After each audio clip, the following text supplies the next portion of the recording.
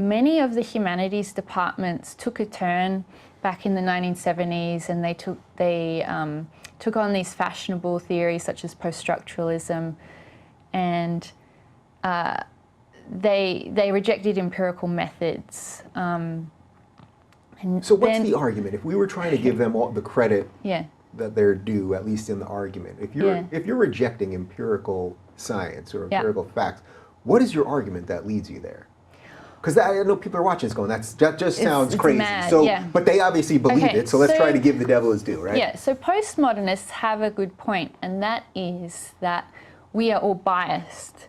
And a scientist looking at an issue such as sexuality has his or her own biases, right? And so the questions that the scientist asks when he or she is designing a survey or designing a lab experiment are going to have some bias embedded within them. So that's true, and the postmodernists had that insight.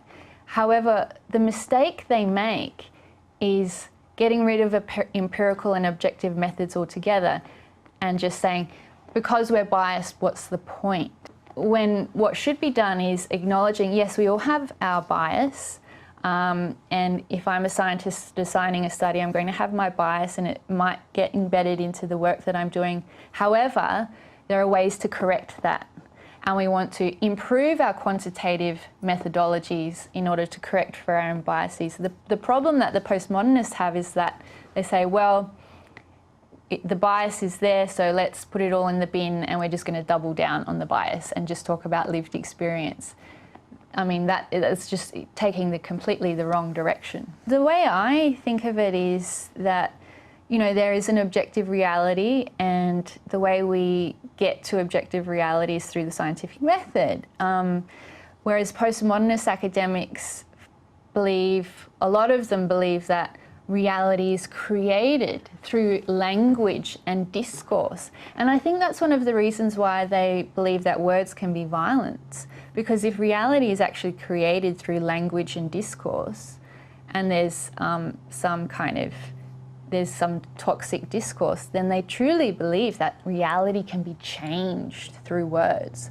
And so I think that's why they get so upset about freedom of speech and just having discussions, because they truly believe that words can change the way the world is constructed. Yeah. How concerned are you that these ideas are going to trickle up higher into places of power, and that once they, look, we know they're in the media, you've already mentioned Vox and a couple of those other things, but that once they're really in the places of power in Australia or in the States or wherever else, that the screws are really going to be turned against us, because we're fighting for free speech. Yeah, I would mostly be concerned about these ideas getting into the law.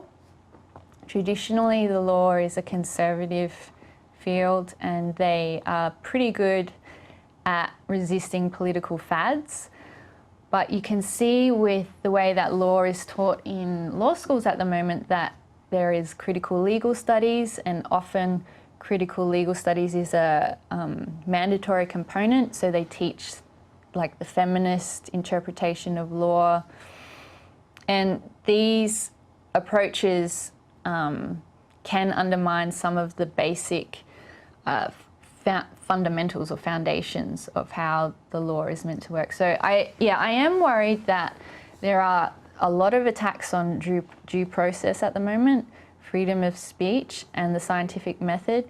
Those three things are foundations of a civilized society, and all of them are being attacked at the moment.